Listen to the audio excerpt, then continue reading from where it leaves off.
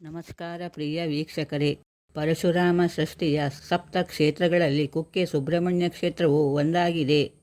ಪುರಾಣ ಕಾಲದಿಂದಲೂ ಈ ಕ್ಷೇತ್ರ ನಾಗಾರಾಧನೆಗೆ ಪ್ರಸಿದ್ಧಿ ಹೊಂದಿರುತ್ತದೆ. ಇಲ್ಲಿನ ಗರ್ಭಗುಡಿಯಲ್ಲಿ ವಾಸುಕಿ ಮತ್ತು ಸುಬ್ರಹ್ಮಣ್ಯ ಒಂದಾಗಿ ನೆಲೆಸಿದ್ದಾರೆ. ಇಲ್ಲಿಗೆ ಬರುವ ಭಕ್ತರು ಶ್ರದ್ಧೆ ಭಕ್ತಿಯಿಂದ ಸಲ್ಲಿಸಿದ ಸೇವೆಗಳನ್ನು ಸ್ವೀಕರಿಸಿ ಅವರ ಇಷ್ಟಾರ್ಥಗಳನ್ನು ಕರುಣಿಸಿ ಕಲಿಯುಗದ ಪ್ರತ್ಯಕ್ಷ ದೇವರು ಎನಿಸಿಕೊಂಡಿರುತ್ತಾರೆ. ಇಲ್ಲಿಗೆ ಬರುವ ಭಕ್ತರಿಗೆ ಪ್ರತಿದಿನ 2 ಹೊತ್ತು ಭೋಜನದ ವ್ಯವಸ್ಥೆ ಇದೆ. ಮಧ್ಯಾಹ್ನ 11:30ರಿಂದ 2 ಗಂಟೆಯವರೆಗೆ, ಸಂಜೆ 7:30ರಿಂದ 9:30ವರೆಗೆ.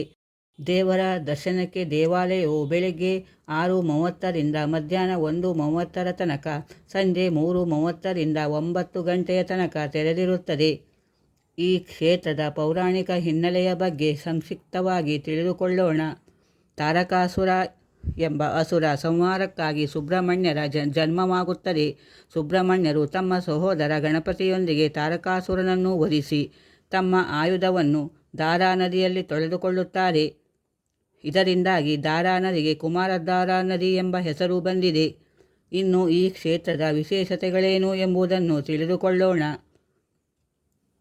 ನಾಗದೇವರಿಗೆ ಸಂಬಂಧಿಸಿದ ಪೂಜೆಗಳಿಗೆ, ಅದರಲ್ಲೂ ಆಶ್ಲೇಷ ಬಲಿ ಹಾಗೂ ಸರ್ಪ ಸಂಸ್ಕಾರಗಳನ್ನು ಇಲ್ಲಿ ನಡೆಸಿದರೆ ಅದರ ಸಂಪೂರ್ಣ ಫಲ ಸಿಗುತ್ತದೆ ಎಂದು ನಂಬಲಾಗಿದೆ. ಸುಬ್ರಹ್ಮಣ್ಯ ದೇವರು ತಮ್ಮ ಶಕ್ತಿ ಆಯುಧವನ್ನು ಕುಮಾರಧಾರಾ ನದಿಯಲ್ಲಿ ಸ್ವಚ್ಛಗೊಳಿಸಿದ ಕಾರಣ ನದಿಯ ನೀರಿನಲ್ಲಿ ವಿಶೇಷ ಶಕ್ತಿ ಇದೆ ಎಂದು ನಂಬಲಾಗಿದೆ. ಪರಶುರಾಮನು ತಮ್ಮ ಕ್ಷತ್ರಿಯರನ್ನು ಕೊಂದ ಪಾಪವನ್ನು ಪರಿಹರಿಸಿಕೊಳ್ಳಲು ಈ ನದಿಯಲ್ಲಿ ಸ್ನಾನ ಮಾಡಿದರು ಎನ್ನಲಾಗಿದೆ. ಶ್ರೀಕೃಷ್ಣನ ಮಗನಾದ ಸಾಂಬನು ತನ್ನ ಕುಷ್ಠರೋಗದ ಶಾಪದಿಂದ ಮುಕ್ತನಾಗಲು ನದಿಯ ದಡದಲ್ಲಿದ್ದ ಮಣ್ಣನ್ನು ತನ್ನ ಮೈಗೆ ಹಚ್ಚಿಕೊಂಡು ನದಿಯಲ್ಲಿ ಮಿಂದು ಕುಷ್ಠರೋಗದಿಂದ ಮುಕ್ತನಾದನು ಎನ್ನಲಾಗಿದೆ.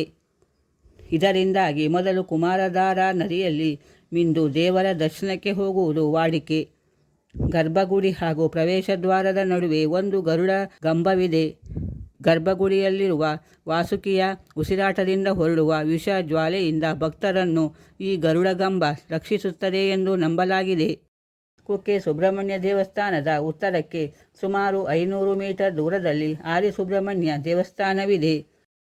ಕುಕ್ಕೆ ಸುಬ್ರಹ್ಮಣ್ಯ ಕ್ಷೇತ್ರದ ಭೇಟಿಯ ಸಂಪೂರ್ಣ ಫಲ ಲಭಿಸಬೇಕಾದರೆ ಆದಿಸುಬ್ರಹ್ಮಣ್ಯ ದೇವಸ್ಥಾನಕ್ಕೆ ಭೇಟಿ ನೀಡಬೇಕು ಎಂಬ ನಂಬಿಕೆ ಇದೆ. ಈ ಕಾರಣದಿಂದ ಕುಕ್ಕೆಯಲ್ಲಿ ಸುಬ್ರಹ್ಮಣ್ಯನ ದರ್ಶನ ಮಾಡಿದ ಭಕ್ತರು ತಪ್ಪದೆ ಆದಿಸುಬ್ರಹ್ಮಣ್ಯನ ದರ್ಶನ ಪಡೆಯುತ್ತಾರೆ. ಅಲ್ಲಿ ವಲ್ಮೀಕ ರೂಪದಲ್ಲಿರುವ ದೇವರ ದರ್ಶನ ಮಾಡಿ ಮೃತ್ತಿಕಾ ಪ್ರಸಾದ ಸ್ವೀಕರಿಸಬೇಕು ಎಂಬ ನಂಬಿಕೆ ಇದೆ. ಪವಿತ್ರವಾಗಿರುವ ಈ ಮೃತ್ತಿಕಾ ಪ್ರಸಾದದಲ್ಲಿ ಔಷಧೀಯ ಗುಣಗಳು ಇದೆ ಎಂದು ನಂಬಿಕೆ ಇದೆ.